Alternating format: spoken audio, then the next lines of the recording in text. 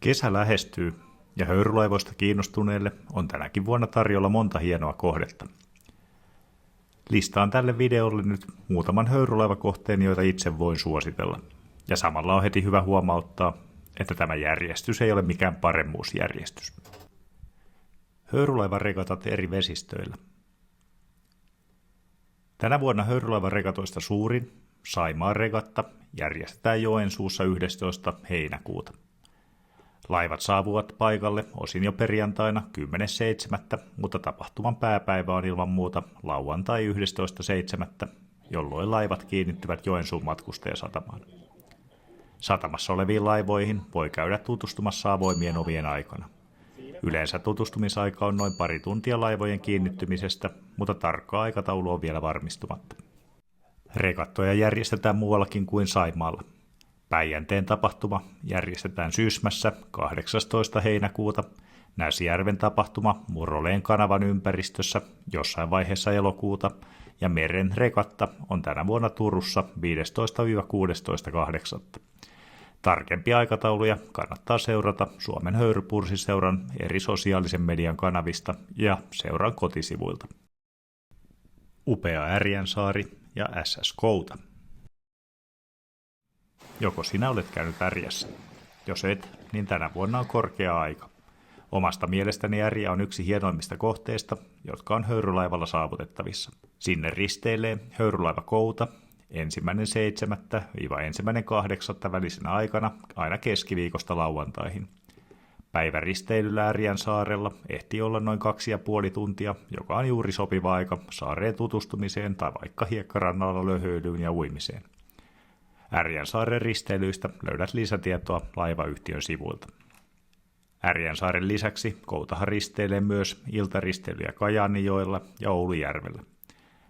Tämän vuoden erikoisuutena Kouta kiertää juhannuksen jälkeisellä viikolla koko Oulujärven Vaara-kollektiivin kanssa. Luvassa on siis teatteriesityksiä sekä satamissa että Oulujärven aalloilla. Jos et ole vielä Oulujärvellä vieraillut, niin tässä olisi erinomainen tilaisuus siihen.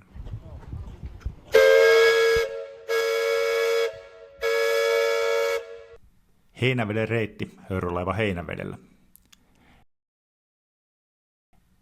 Viime vuonna uudelleen aloitettu liikenne Heinäveden upealla kanavareitillä jatkuu kaikkien höyrylaiva-ihmisten iloksi tänäkin vuonna. Höyrylaiva Heinävesi matkaa tiistaisin Kuopiosta Savonlinnaan ja torstaisin Savonlinnasta Kuopioon. Matkan voi tehdä joko kokonaan tai sitten pienempiä osia koko reitistä. Lisäksi tarjolla on paikallisristeilyitä sekä Kuopiossa että Savonlinnassa. Heinäveden kunnostaminen takaisin liikennekuntoon oli kulttuuriteko jo sinänsä, ja sen asettaminen Heinäveden kauniille 4 kanavan reitille toi takaisin kunnollisen reittiliikenteen Saimaalle. Jos siis aikoo jossain Saimaan höyrylaivassa vierailla tänä vuonna, niin Heinävesi on erinomainen valinta. Runoilijan tie ja SS Tarjanne. Pisimpään Suomessa samalla reitillä yhtäjaksoisesti ajanut höyrylaiva Tarjanne jatkaa tänäkin vuonna reittiliikennettään Tampereen ja Virtain välillä. Tänä vuonna kausi kestää kesäkuun 3. päivästä elokuun puoliväliin. Keskiviikkoisia perjantaisin matkataan Tampereelta Ruovenen kautta Virroille, torstaisin ja lauantaisin Virroilta Tampereelle. Tarjanteen matka on helppo tehdä päivämatkana, koska siihen voi yhdistää maanisen bussikuljetuksen joko Ruovedelta tai Virroilta. Kaudesta 2023 lähtien Tarjanteen höyrykattila on lämmitetty taas halkovoimalla, joten konehuonevisiitti on paikallaan, samoin kuin ruokailu Tarjanteen yläkerran ravintolassa, jonka piirustuksia Akseli Gallen-Kallelan sanotaan olleen mukana tekemässä. Ravintola kun jouduttiin laittamaan kokonaan uusiksi ensimmäisen maailmansodan myötä, kun Tarjanne joutui osaksi venäläisten satakunnan laivastoa. Lisätietoa Tarjanteesta löydät laivayhtiön kotisivuilta. Suomilaiva Jyväskylässä.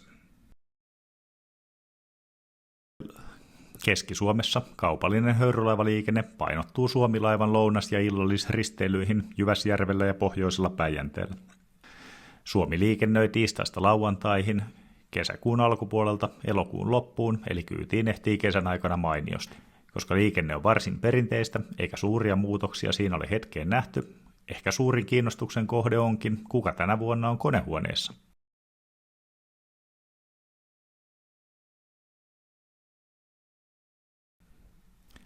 Bubbling Under. Ensi vuonna onkin sitten odotettavissa suurehko muutos, mikäli höyrylaiva Leppävirta 1904 saadaan kuntoon ja se aloittaa risteilyt suunnitellusti Imatran ja Lappeenrannan välillä. Kyseessä olisi varsin merkittävä avaus eteläisen Saimaan liikenteeseen. Kun yhtiön taustalla ovat Koutalaivalta tutut Ollis ja Ari, niin laivan reittiliikenteen aloittaminen on ihan realistinen ajatus, vaikka aluksen kunnostamisessa onkin vielä valtaisa työ. Aluksen kunnostustyötä voi muuten tukea ostamalla jo valmiiksi risteilylippuja uuden laivayhtiön sivuilta. Tässä nyt muutama oma vinkkini kesään 2026. Toivottavasti nähdään höyrylaivoilla ja otahan kanava tilaukseen.